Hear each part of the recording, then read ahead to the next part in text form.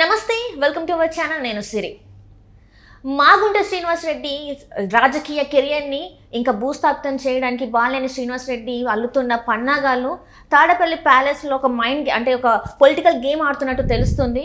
So ఈ అంశాన్ని చర్చించడానికి మనతో పాటు ఉన్నారు ప్రముఖ senior journalist political analyst C S Rao గారు. నమస్కారం సార్. నమస్తే శ్రీ. సార్, నిన్నటి నుంచి మనం చూస్తున్నాం మాగుంట శ్రీనివాస్ రెడ్డి పేరు ఇంకా బాలినేని శ్రీనివాస్ రెడ్డి పేరు గతం నుంచి చాలా వినిపిస్తుంది, నిన్న నుంచి చాలా ఎక్కువ వినిపిస్తుంది.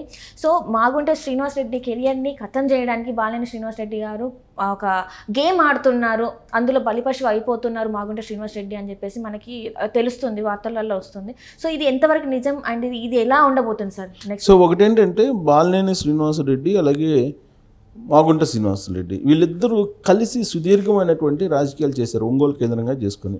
అయితే మారినటువంటి పరిస్థితుల దృష్ట్యా బాలినేని శ్రీనివాస్ రెడ్డి వేస్తున్నటువంటి ఎత్తుగడలు ఏవైతే ఉన్నాయో అవి చాలా డేంజర్ ఎత్తుగడలు అని చెప్పి రాజకీయ వర్గాల్లో వైఎస్ఆర్ కాంగ్రెస్ పార్టీ వర్గాల్లో బాగా వినిపిస్తుంది. ఎందుకు అని అంటే బాలినేని శ్రీనివాస్ రెడ్డి స్వతహాగా సాత్వికుడు అనిపిస్తాడు చూడటానికి, ఆయన మాటలు కూడా చాలా సాత్వికంగా ఉంటాయి. బట్ ఆయన రాజకీయపరమైన ఎత్తుగడలు మాత్రం లోపల చాలా భయంకరంగా ఉంటాయి అనేది దగ్గర నుంచి చూసినటువంటి వాళ్ళకు అర్థమవుతుంది. వాళ్ళు చెప్పుకుంటున్నట్టు మాట కూడా అదే. సో బాలినేని శ్రీనివాస్ రెడ్డి తన కెరీర్ బాగుంది, తన పెత్తనం కొనసాగుతుంది, తన అండర్లోనే అందరూ పనిచేస్తున్నారు అనేంత వరకు ఒక రకంగా ఉంటారు. ఆ తర్వాత మరొక రకంగా ఉంటారనేది ఆయన సన్నిహితులు, ఆయనతోటి కలిసి నడిచినటువంటి క్యాడరు చెప్పుకున్నటువంటి ప్రైవేట్ సంభాషణ. సో ఇప్పుడు దాన్ని కనుక అన్వయిస్తే కనుక బాలినేని శ్రీనివాస్ రెడ్డికి ఖచ్చితంగా అదే చేస్తున్నారేమో అనేటువంటి అనుమానం ఇప్పుడు మాగుంట శ్రీనివాస్ రెడ్డి అభిమానుల్లో కలుగుతుంది. ఎందుకనంటే గత కొన్ని నెలలుగా ఒంగోలులో ఏమవుతుంది, బాలినేని శ్రీనివాస్ రెడ్డి పోటీ చేసే అవకాశం ఉందా లేదా, మాగుంట శ్రీనివాస్ రెడ్డి ఎంపీగా పోటీ చేసే అవకాశం ఉందా లేదా, ఇదే చర్చ జరుగుతుంది.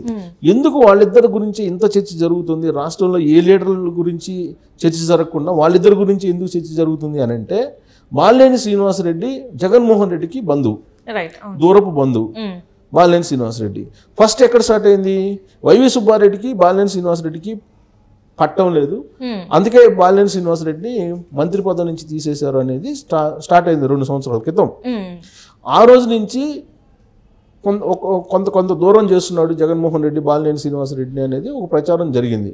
ఆ తర్వాత వైవి సుబ్బారెడ్డి అలాగే బాలినేని శ్రీనివాస్ రెడ్డికి సంబంధించినటువంటి అనుచరులకు అక్కడ ప్రాధాన్యత ఇచ్చేటువంటి క్రమంలో కొంత ప్రచ్ఛన్న యుద్ధం జరిగింది అనేది మరి కొంతకాలం నడిచింది. సో ఎట్టకేలకు అక్కడ ఇప్పుడు విజయసాయిరెడ్డిని ఇన్ఛార్జిగా వేశారు ఒంగోలులో, రకరకాల మలుపులు తిరిగినటువంటి రాజకీయ నేపథ్యంలో. ఇప్పుడు తాజాగా ఏంటి, అసలు బాలినేని శ్రీనివాస్ రెడ్డి ఒంగోలు కాకుండా గిద్దలూరు పోటీ చేస్తాడా లేదంటే దర్శి పోటీ చేస్తాడా, ఇలాంటి చర్చ జరిగినటువంటి క్రమంలో అక్కడ అన్నార్ రాంబాబు అత్యధిక మెజార్టీతో గెలిచాడు 2019 ఎన్నికల్లో. అతను తనకై తను రాజకీయాల నుంచి వైదొలుగుతున్నానని చెప్పి ఒక ప్రకటన చేయడం వెనక బాలినేని శ్రీనివాస్ రెడ్డి వ్యూహం ఉంది అనేది ఒక మూమెంట్లో వినిపించింది. కారణం ఏంటంటే గిద్దలూరుకి ఈయన వెళ్ళేటువంటి ఉద్దేశంతో అన్నార్ రాంబాబుని ప్రొవోక్ చేసి ఆ విధమైనటువంటి స్టేట్మెంట్ ఈయనే ఇప్పించాడు, అది రాజకీయ వ్యూహంలో భాగం బాలినేని శ్రీనివాస్ రెడ్డి అనేది ఆయన గురించి బాగా తెలిసినటువంటి వాళ్ళు చర్చించుకుంటున్నటువంటి అంశం. సో అది అయిపోయింది. తర్వాత తాడేపల్లికి 2-3 సార్లు రావడం జరిగింది, తాడేపల్లిలో మాట్లాడడం జరిగింది. తాజాగా దాదాపు అరగంట పాటు జగన్మోహన్ రెడ్డితో ముఖాముఖి మాట్లాడారు. మాట్లాడిన తర్వాత ఈయన ఒంగోలు వెళ్ళారు. ఒంగోలు వెళ్ళి నేనే పోటీ చేయబోతున్నాను ఒంగోలు నుంచి అని చెప్పి చెప్తూ అక్కడ ఇళ్లకు సంబంధించినటువంటి పట్టాలు, తర్వాత అక్కడ ఉండేటువంటి పట్టాలకు సంబంధించినటువంటి వ్యవహారాన్ని మొత్తాన్ని కూడా ఆయన నిధులు కేటాయింపు చేసుకొని ఒక ఇది చేస్తే కనుక నేను మీరు చెప్తే అది వింటానని చెప్పినటువంటి క్రమంలో జగన్మోహన్ రెడ్డి కూడా అక్కడ ఉండేటువంటి ఇళ్ల పట్టాల విషయంలో సమస్యను క్లియర్ చేయడం జరిగింది. సో ఆ సందర్భంగా ఆయన బహిరంగ సభలు అక్కడ పెట్టుకుంటున్నారు. బహిరంగ సభలు పెట్టుకుంటూ ఆయన మండలాల వారీగా ప్రచారం చేస్తున్నారు.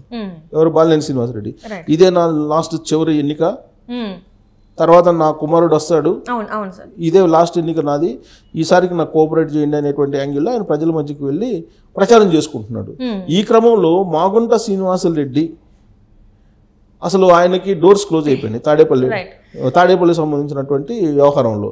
సో అయితే చివరి ప్రయత్నంగా నేను చేయబోతున్నాను, మళ్ళీ మాగుంట శ్రీనివాసరెడ్డినే నేను ఎంపీగా పోటీ చేయించేటువంటి ప్రయత్నం చేస్తానని చెప్పి బాలినేని శ్రీనివాసరెడ్డి ఒక శపథం చేశాడని చెప్పి ప్రచారం జరిగింది.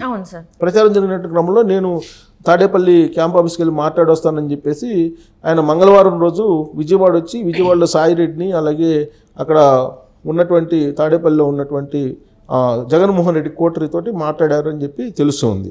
సో సాయిరెడ్డితో మాట్లాడినటువంటి సందర్భంగా ఆయన ఎట్టి పరిస్థితుల్లో కూడా మాగుంట శ్రీనివాసరెడ్డికి ఎంపీగా పోటీ చేసేదానికి అవకాశం ఇవ్వాలి అనేటువంటి ఒక డిమాండ్ పెట్టారు. ఒకవేళ మీరు కనుక ఆ విధమైనటువంటి అభిప్రాయాన్ని లేదంటే ఆ విధమైన నిర్ణయాన్ని తీసుకోకపోతే నేను కూడా పార్టీ నుంచి వెళ్ళిపోతాను, మేము చేసుకునేది మేము చేసుకుంటాము అనేటువంటి యాంగిల్లో మాట్లాడారు అనేది అన్ని పేపర్లో ఇవాళ వచ్చినటువంటి న్యూస్. ఇది బయటికి కనిపిస్తున్నటువంటి చిత్రం. కానీ తెర వెనుక మరొకటి ఉంది బాలినేని శ్రీనివాసరెడ్డి మదిలో అనేది ఆయన సన్నిహిత వర్గాలు చర్చించుకుంటున్నటువంటి మాట. ఏంటి అదేనంటే వాస్తవంగా బాలినేని శ్రీనివాసరెడ్డి ఒంగోలు నుంచి కంటెస్ట్ చేయాలనేది ఆయన ఆలోచన బేసికల్గా. సో ఒంగోలు వదిలిపెట్టి ఆయన వెళ్ళడు, గెలిపోయినా ఓటమైనా అక్కడి నుంచే పోటీ చేయడానికి సిద్ధపడుతున్నాడు. అందుకు సంబంధించినటువంటి మొత్తం ఏర్పాట్లు చేసుకుంటున్నారు.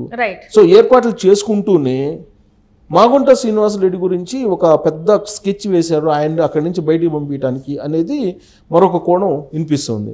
ఎందుకు మాగుంట శ్రీనివాసరెడ్డిని అక్కడి నుంచి పంపించాలనుకుంటున్నారంటే ఇప్పుడు బాలినేని శ్రీనివాసరెడ్డి కుమారుడు ప్రణీత్ ఉన్నాడు, ప్రణీత్ రెడ్డి. ఈ ప్రణీత్ రెడ్డిని ఒంగోలు ఎంపీగా పోటీ చేయించేటువంటి ప్రయత్నం మొదలుపెట్టాడు బాలినేని శ్రీనివాసరెడ్డి, ఎప్పుడో మొదలుపెట్టారు.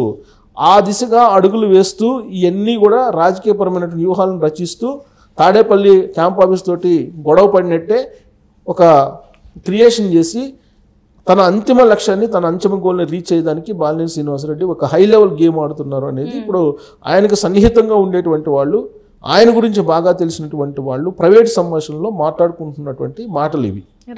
సో ఇప్పుడు బాలినేని శ్రీనివాసరెడ్డి వేసినటువంటి ఎత్తుగడలో ఆయన వేసినటువంటి స్కెచ్లో మాగుంట పడిపోయాడు. మాగుంట శ్రీనివాసరెడ్డికి తాడేపల్లి డోర్స్ క్లోజ్ అయిపోయి కూడా దాదాపు 20 రోజులు అవుతుంది.